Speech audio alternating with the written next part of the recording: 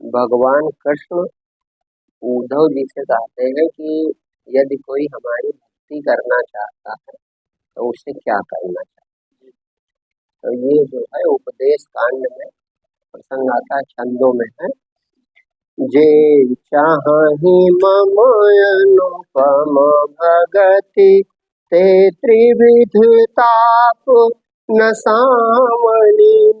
श्रद्धा सहित गावहि सुनहि हरि कथा सब जग पावनि।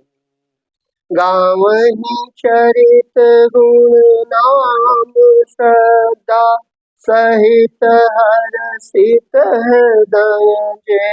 मोते अधिक मम दास जानहि साधु पावहि भगति ते। भगवान सबसे पहले कहते हैं कि पहली चीज क्या है। अगर हमारी कोई भक्ति प्राप्त करना चाहता है तो सबसे पहला कार्य क्या करना चाहिए। कहते हैं कि उसे मुझसे अधिक मेरे भक्तों अर्थात संतों से प्रेम करना, और जो मेरी कथाएं संसार में प्रचलित हैं उनका श्रद्धा और प्रेम पूर्वक गायन करे, स्वयं पढ़े, दूसरों से कहे। तो इससे क्या होगा, मेरी भक्ति उसको धीरे धीरे प्राप्त हो जाएगी। मुझसे अधिक माने कह रहे भगवान मुझको चाहे कम माने लेकिन मुझसे अधिक संतों से प्रेम करे, और उनके द्वारा जो संतों के द्वारा हमारी कथाएं अनेक प्रकार से कही जा रही हैं उन कथाओं को प्रेम पूर्वक सुने, श्रद्धा पूर्वक सुने, कहे, तो धीरे धीरे उसके हृदय में हमारे प्रति प्रेम होगा। क्यों? क्योंकि जाने बिनु न होए प्रतीति और बिनु प्रतीति होए नहीं प्रीति। प्रीति बिना नहीं भगति दृढ़ाई जिम खगेश जल की चिकनाई। बिना जाने आप कैसे किसी से प्रेम होगा। तो जब हम भगवान की कथा सुनते हैं, संतों के अनुभव सुनते हैं और संतों का जीवन सुनते हैं तो हमारा मन भी आकर्षित होता है उस परमात्मा को प्राप्त करने, क्योंकि हम सुनते हैं कि नहीं भगवत प्राप्ति से वे सुखी रहे, सब संकटों से भगवान ने उनकी रक्षा की, वे जन्म मृत्यु के भय से भी मुक्त थे। ये संतों की बातें हैं, उद्घोष है। तो जब हम सुनते हैं कि भगवत प्राप्ति से यह सब कुछ होता है और वह परमात्मा कहाँ है ये भी संत बताते हैं। संत बताते हैं, वे जानते हैं कि परमात्मा का उन्हें प्राप्त है तो कहते हैं तुम्हारे हृदय में है। तो भक्ति करना मनमुखी नहीं, जो मनमुखी कर रहा है वो भक्त नहीं है, वो अपनी इच्छाओं के लिए जैसा सुनो ऐसा करने लगा।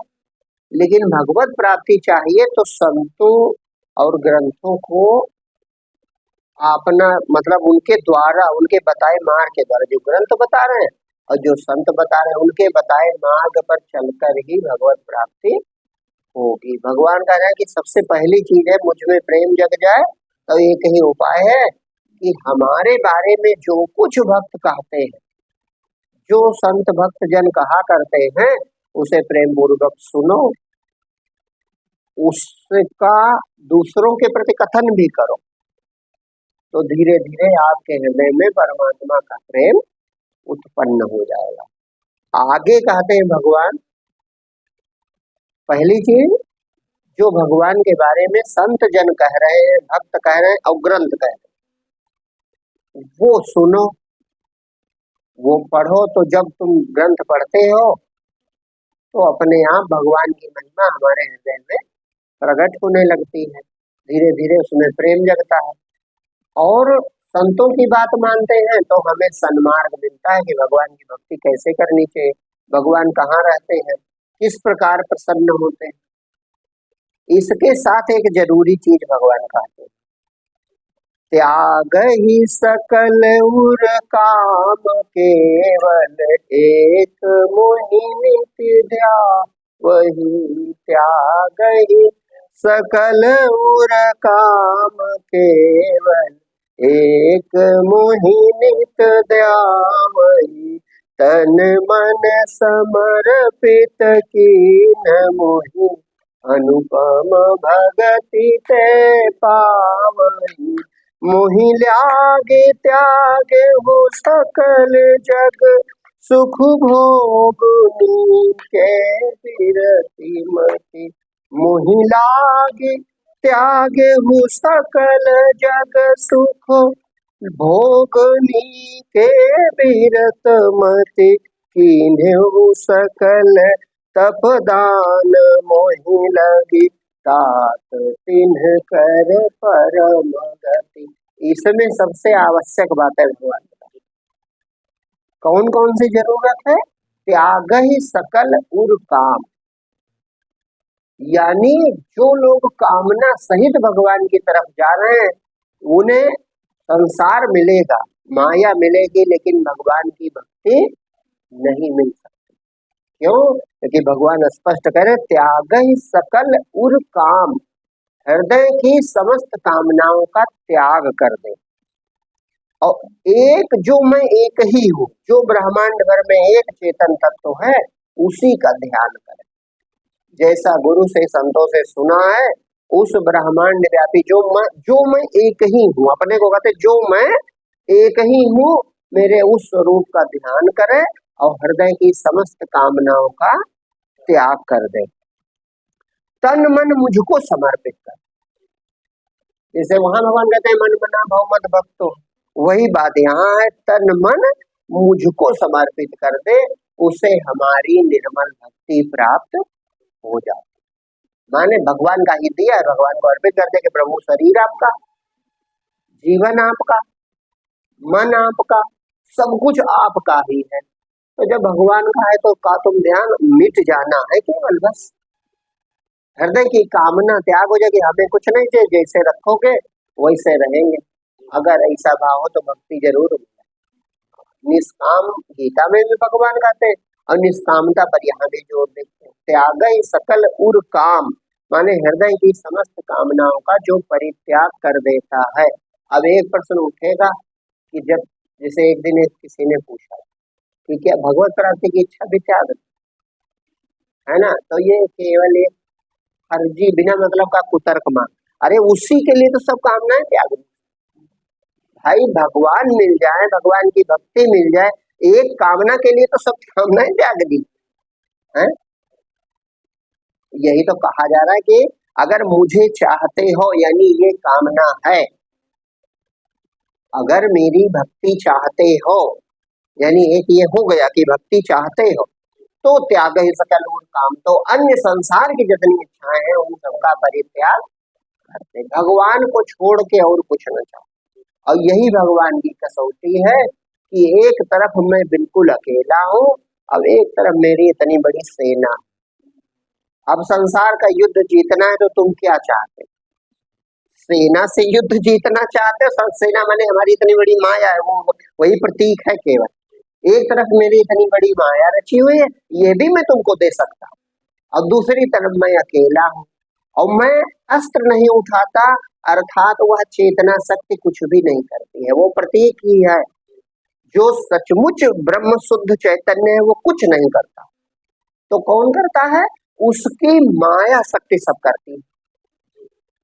तो वो कह रहे हैं कि एक तरफ हमारी इतनी विशाल माया है, यह भी मैं दे सकता हूँ, चाहो तो ले लो, और दूसरी तरफ मैं अकेला हूँ और मैं कुछ करता भी नहीं। अब ये तुम पर निर्भर है, अगर तुम भक्त हो, भक्ति चाहते हो, तो फिर कामनाएं सब वाली कामना त्याग दो और सिर्फ मेरा ध्यान करो, यानी मेरा स्मरण करो, मुझको याद करो, मैं हृदय में प्रकट हो जाऊं, मैं हृदय में मिल जाऊं, ये भावना करते रहो निरंतर, और संसार की सब कामनाएं त्याग दो। तन मन मुझको समर्पित कर दो, तन मन समर्पित कीन मोहि, अनुपम भगत ते पावन। जो समर्पित रहते हैं, जो अपना नहीं मानते कि मैं साधना करना है, साधन का शरीर मतलब जो साधना कर सके, और साधन भी तो भगवान ने दिया। जिस हृदय से पुकारते वो हृदय भी भगवान का है, जिस बुद्धि से ये ज्ञान पढ़ विचार रहे वो बुद्धि भी भगवान की दी। तो यानी ईश्वर चाहता है मुझे पा जाओ, इसलिए उसने ये साधन दिए कि इन साधनों का प्रयोग करके मुझ तक आ जाओ। क्यों? साधन धाम मोक्ष फिर द्वारा। उन्होंने स्वयं का ये जो मनुष्य का शरीर है भोग करने के लिए नहीं दिया, क्योंकि बड़े उत्तम उत्तम भोग तुम पहले कर चुके हो। ये तो हमने अपने ग्रंथों किताबों में अपने हाथ से सब भर लिया। अगर आंख खोल के देखो तो जो कुछ ना करे, कुछ ना करे, कोई चिंता नहीं, कोई भार नहीं, तो वो भोग अच्छा है कि दिन भर मरे जा रहे हो करते करते ये भोग अच्छा है बात ही नहीं। तो अगर तुलना करो, भले कोई तर्क लावे, अगर तुलना करो तो जो चिड़िया उड़ रहे तुमसे अच्छी भोगी है, कोई चिंता नहीं, इनको आसपास ही भोजन मिल जाता है और उसके बाद अपना बढ़िया उड़ती हैं, स्वतंत्र आती हैं, चाहे जैसे जीवन हो। बहरहाल उनको भार दिमाग ही नहीं है तो भार का, भगवान ने बुद्धि नहीं दी है, हाँ, तो किसी प्रकार का भार चिंता नहीं। तो तुमको बुद्धि दी है तो क्यों दी है?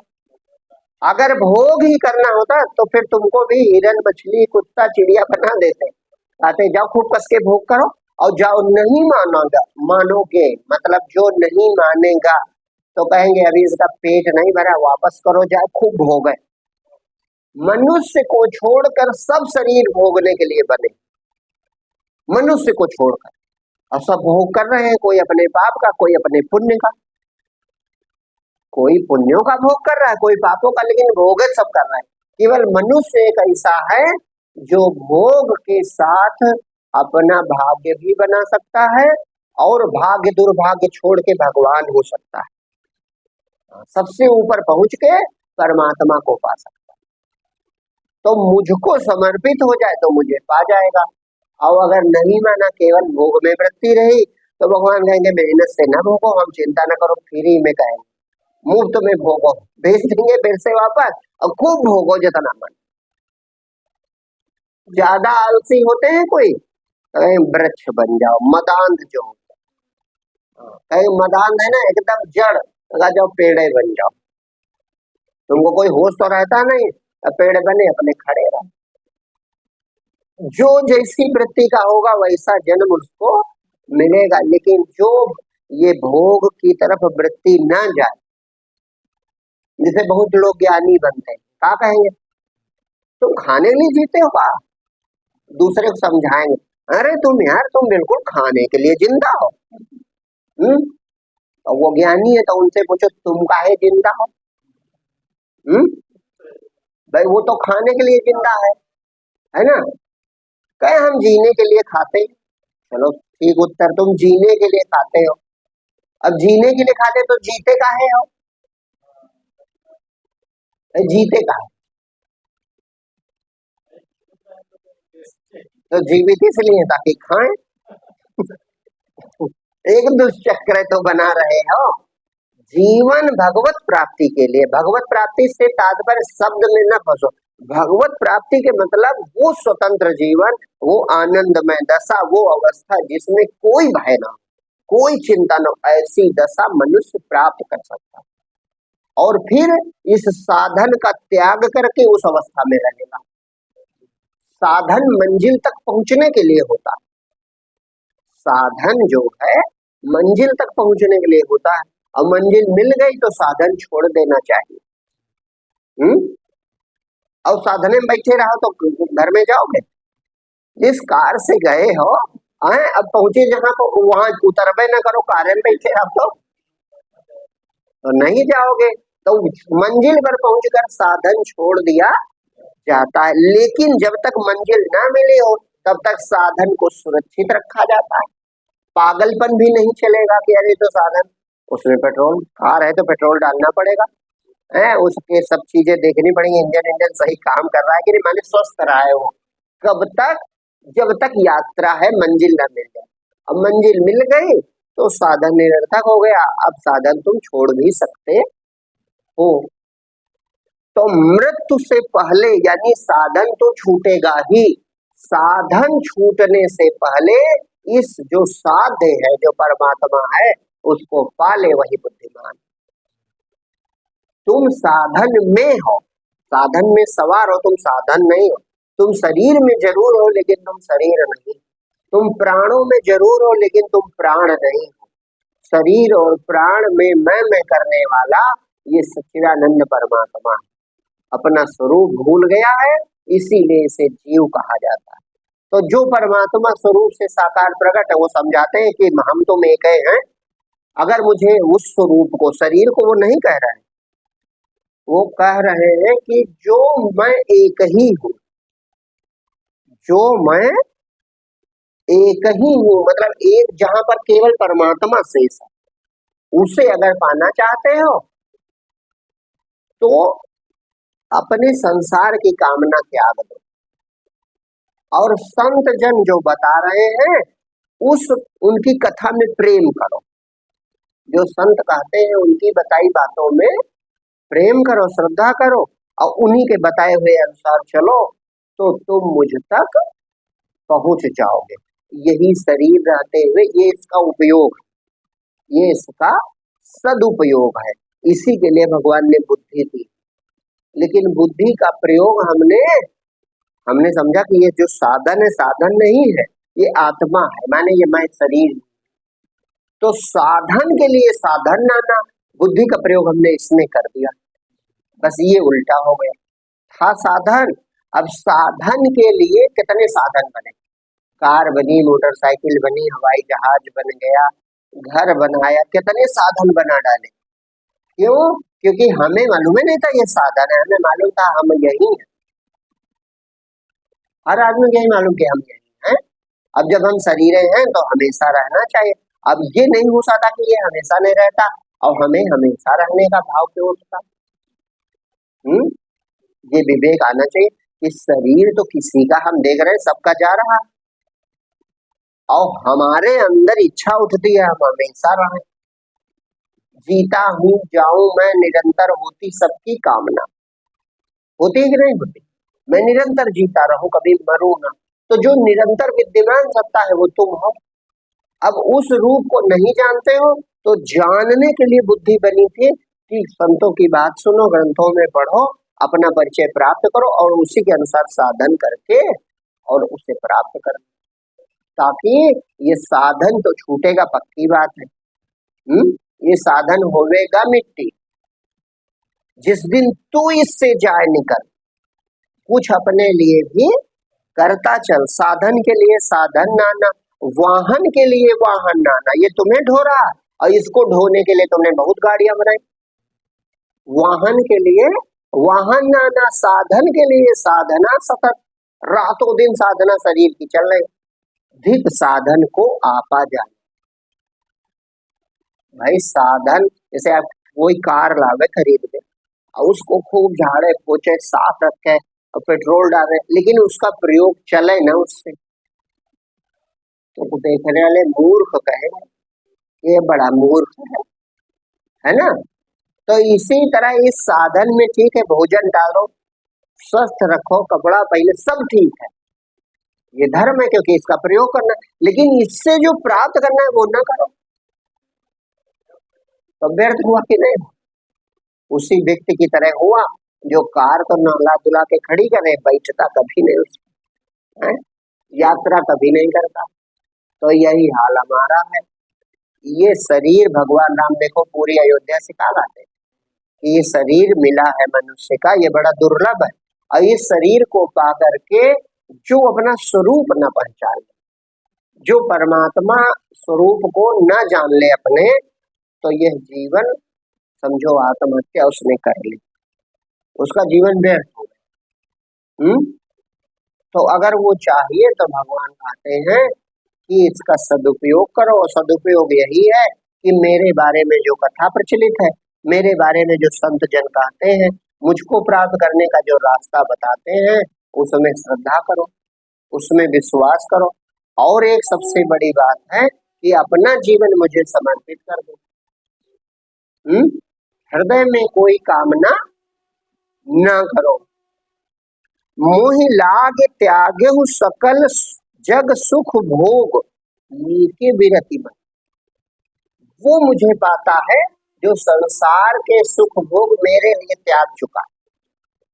भगवत प्राप्ति के लिए जो संसार के सुखों की कोई इच्छा नहीं करता, बस जो मिला भोजन कर लिया, इसे वैसे अपना जीवन बीत रहा है, बस साधन को साधन के समान, उसी के बराबर वो सम्मान, उससे अधिक नहीं।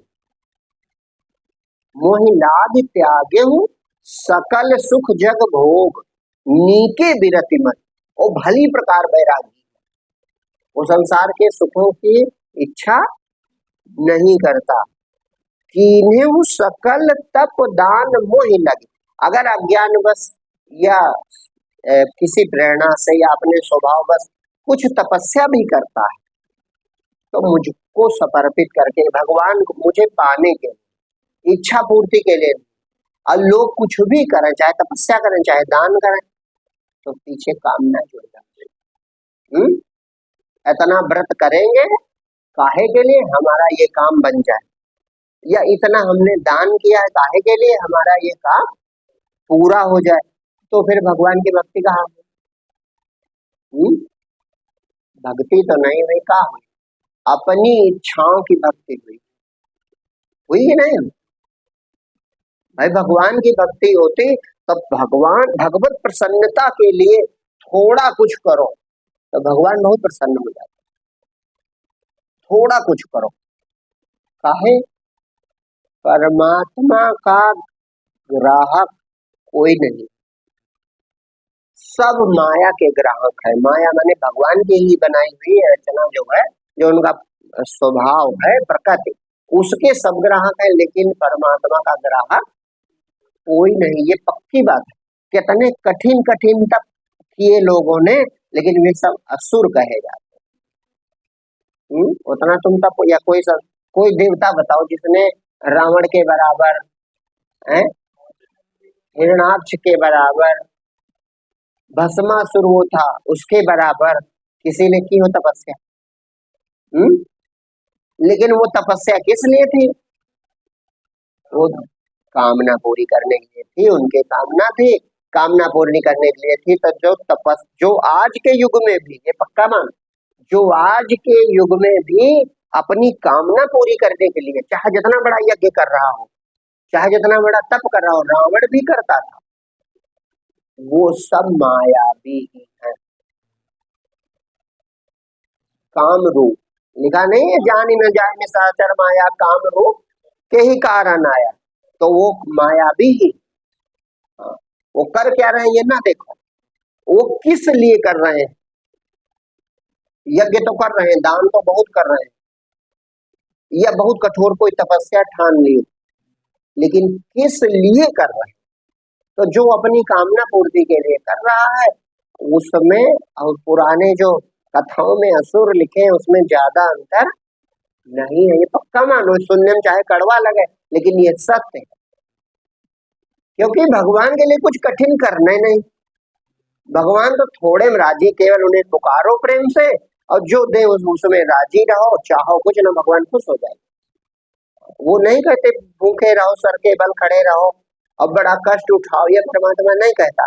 ये व्यक्ति वो कर रहे हैं जो अपनी कामना पूरी कर रहे हैं। भाई जैसे असुर हुए, कोई अंग काट काट के चढ़ा रहा, कोई सिर काट के चढ़ा रहा, कोई 10,000 वर्ष एक ही पैर पे खड़ा है, कोई कुछ कर रहा है, ये कौन कर रहा है कठिन तप? कामना पूरी करने वाले मायावी लोग हैं, माया के लोग ही माया चाहते हैं, ऊंचा पद चाहते हैं, बहुत अधिक माया चाहते हैं, वे कर रहे हैं, तो वे भगवान के भक्त बिल्कुल नहीं। क्योंकि तमाम देवी देवताओं के भक्त होते थे सब राक्षस, अब केवल शब्दावली बदल गई है, लोग बदल गए, वो फोटो बना ली, सींगे लगी हुई, तो लोग होते वे असुर होते थे, वे असुर नहीं होते, वो तो तुम्हारी कल्पना है। सींग प्रतीक के वे हिंसक होते, वो जो चीजें बनी, बड़े बड़े दांत और फरसा और सींग, किसी ने देखा है का? जो मायावी है, जो माया चाहता है, जो भगवान से विमुख है, जो भगवान को नहीं चाहता, वे असुर ही हुए। मोह की नींद में जो जाग रहे हैं वे निशाचर ही हुए ही नहीं हुए। सुनने में चाहे जैसा आपको लगे, बिल्कुल यही बात है। हाँ, जो लोग जैसे आप देखो बहुत बड़े बड़े यज्ञ करवाते हैं, अब जो करवा रहा वो भी ठीक से कुछ नहीं जानता क्या कर रहा है, और जो जिनके द्वारा किया जा रहा है वो भी नहीं जानते, लेकिन बस उनको ये है कामना हमारी पूरी होनी चाहिए। कहा ये काम बन जाए, इसके लिए क्या क्या, कहा ये यज्ञ करवा लो तो हो जाएगा। तब भगवान ये बात रोक रहे, वो कह रहे हैं अगर कुछ करता भी है थोड़ा बहुत तो मोह लग तपदान कीन्हे मोह लग, माने मेरे लिए अगर करता है, इच्छा कोई नहीं, इच्छाओं का त्याग कर दिया है, कामनाओं का परित्याग कर दिया है, अब मेरी प्रसन्नता के लिए करता है, तो अभी प्रसन्नता के लिए कोई करेगा ही नहीं, और करने की जरूरत भी नहीं, सिर्फ भगवत स्मरण ही पर्याप्त है, सिर्फ भगवान का निरंतर स्मरण, सिर्फ आपका हृदय भगवत प्राप्ति के लिए व्याकुल हो जाए, इतने पर्याप्त, इतने से ही भगवत प्राप्ति हो सकती है। ये जो ज्ञान सुना करते हो, ये ज्ञान फलीभूत क्यों नहीं होता? जैसे ज्ञान तो सुन लिया कि मैं ही में परम सत्य हूँ, तो का फलीभूत हो गया, ईश्वर मिल गया? नहीं मिला। क्या कारण? क्योंकि मन में मैल है, कसाय कहा जाता है, मन के कसाय, माने मन का मैल यानी कामनाएं दुनिया की कहीं न कहीं अभी बाकी। दूसरी चीज भगवत प्राप्ति की जो कामना है वो बहुत चटक नहीं है, खूब प्रबल नहीं है, एकदम तुम अभी आज ही तैयार नहीं हो भगवान को प्राप्त करने, अगर आज ही तैयार हो तो आज ही मिल जाए परमात्मा, अभी इसी समय तैयार हो जाओ कि बिल्कुल हमको आज ही चाहिए, हम भगवान के बिना नहीं रह पाए, तो स्वीकार कर लो वही है, न हिलो न डुलो न बात करो, मौन हो जाओ, ये जो जान रहा है यही है, बस ये जैसा है प्रकट हो जाएगा थोड़ी देर में, अब देर वाला इंतजार भी न करो, मर ही जाओ बिल्कुल। जो बोल रहा है, जो जान रहा है, जो देख रहा है, सुनते हो यही है, अहम ब्रह्मास्मि, यानी मैं बोलने वाला परमात्मा है, तो प्रेम इसे कहते हैं कि फिर इसी पे टिक जाओ, छोड़ दो सब कि तुम ही हो तो हो, अब हम देखेंगे, हम क्या देखेंगे, तुम ही हो, बात खत्म, तो प्रकट हो जाए। इधर प्यास कम है, समझ लिया है, अब धीरे धीरे अभ्यास करेंगे। संसार की चीजों की प्यास अधिक है, उसके लिए तुरंत कार्य चालू हो जाता, ये चीज चाहिए तुरंत, उसके लिए मतलब वो होगा चाहे जब काम हम शुरुआत कर दें, यही विलंब हो रहा। तो भगवान कह रहे हैं कि सबसे पहली चीज हृदय की कामना त्याग दे, संत और ग्रंथ मेरे बारे में जो कह रहे हैं उसमें प्रेम हो जाए, संत जन जो बतावे और ग्रंथों में जो मेरी कथाएं लिखी है उसमें आपका प्रेम हो जाए, माने वो सत्य लगने लगे, उसमें श्रद्धा बन जाए, और हृदय की कामनाओं का त्याग कर दे, जो दान तपस्या यज्ञ आदि करे भी तो मेरे लिए करे, भगवान की खुशी के लिए मैं कर रहा हूँ, जो ऐसा करता है तो भगवान प्रसन्न हो जाता है। प्रसन्नता से तात्पर्य है उसका हृदय शुद्ध हो जाता है, और शुद्ध हृदय में स्वतः परमात्मा प्रकाशित होने लगता है, विलंब नहीं होगा।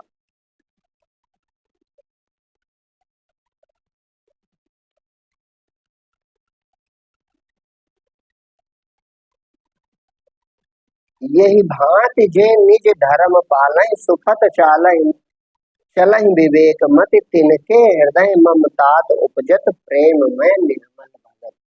भगवान जो कह रहे हैं ऊपर जो हमने बातें बताई, इस प्रकार जो सुपथ पर चलता है, माने ये सन्मार्ग हमने बता दिया, जो इन पर चलते हैं उनके हृदय में मेरी निर्मल प्रेमा भक्ति धीरे धीरे उत्पन्न हो जाती।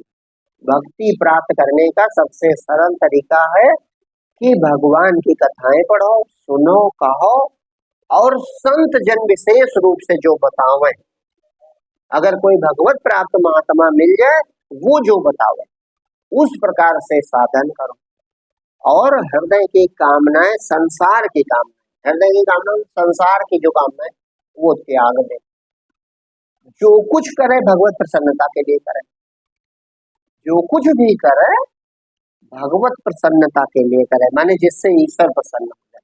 अगर ये 4-5 चीजें अपना ले तो निश्चित है उसे भगवत प्राप्ति हो जाएगी, भगवान की भक्ति उसको मिल जाएगी।